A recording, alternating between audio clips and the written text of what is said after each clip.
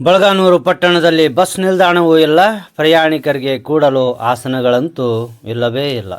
ಬಳಗಾನೂರು ಹೆಸರಿಗೆ ಮಾತ್ರ ಪಟ್ಟಣ, ಆದರೆ ಪಟ್ಟಣಕ್ಕಿರಬೇಕಾದ ಸೌಲಭ್ಯಗಳು ಸೌಕರ್ಯಗಳು ಗಗನ ಕುಸುಮದಂತಾಗಿವೆ.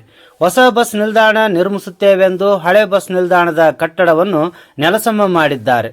ಅದನ್ನು ಕಂಡ ಜನ ಅಂತೂ ಇಂತೂ ನಮ್ಮೂರಿಗೂ ಒಂದು ಸುಂದರವಾದ ಬಸ್ ನಿಲ್ದಾಣ ನಿರ್ಮಾಣವಾಗುತ್ತದೆಂದು ಒಳಗೊಳಗೆ ಖುಷಿಪಟ್ಟರು.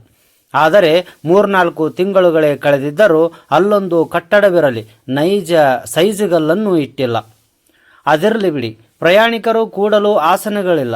ಗರ್ಭಿಣಿಯರು, ಬಾಣಂತಿಯರು, ವೃದ್ಧರು, ಮಕ್ಕಳು ಬಸ್ ಬರುವ ತನಕ ವಾರದ ಸಂತೆಗಾಗಿ ನಿರ್ಮಿಸಿರುವ ಹಳೆ ಶೆಡ್ನಲ್ಲೇ ನಿಂತಲ್ಲೇ ಕಾಯಬೇಕಾದ ದುಸ್ಥಿತಿಗೆ ದಿ ಗ್ರೇಟ್ ಬ್ರ್ಯಾಂಡ್ ಬಳಗಾನೂರು ತಲುಪಿರುವುದು ಇಲ್ಲಿ ಏನೂ ಸರಿಯಿಲ್ಲ ಎಂಬುದನ್ನು ಸಾರಿ ಸಾರಿ ಹೇಳುತ್ತೇವೆ. ಆದರೆ ಅನತಿ ದೂರದ ಸ್ಮಶಾನದಲ್ಲಿ 4-5 ಬೆಂಚ್ಗಳನ್ನು ಹಾಕಿದ್ದಾರೆ. ಅಲ್ಲಿ ಆತ್ಮಗಳು ಬಂದು ಕೂಡುತ್ತೇವೆಂದು ಅರ್ಜಿ ಹಾಕಿದ್ದವೋ ಏನೋ ಯಾರಿಗೆ ಗೊತ್ತು. ಅಲ್ಲ, ಸ್ಮಶಾನದಲ್ಲೂ ಆಸನಗಳನ್ನು ಹಾಕಲಿ ಬಿಡಿ, ಅದಕ್ಕೇನು ಜನರ ತಕರಾರಿಲ್ಲ. ಆದರೆ ಬಸ್ ನಿಲ್ದಾಣದಲ್ಲಿ ಅನಾರೋಗ್ಯದಿಂದ ಬಳಲುವವರಿಗೆ, ಬಾಣಂತಿಯರಿಗೆ, ಗರ್ಭಿಣಿಯರಿಗೆ, ವೃದ್ಧರಿಗೆ, ಮಕ್ಕಳಿಗೆ, ಶಾಲಾ ಕಾಲೇಜುಗಳಿಗೆ ಹೋಗುವ ವಿದ್ಯಾರ್ಥಿಗಳು ಕೂಡಲು ಆಸನಗಳೇ ಇಲ್ಲವೆಂದರೆ ಇದೆಂತಹ ಪಟ್ಟಣವೆಂಬ ಪ್ರಶ್ನೆ ಜನರಲ್ಲಿ ಮೂಡಿದೆ.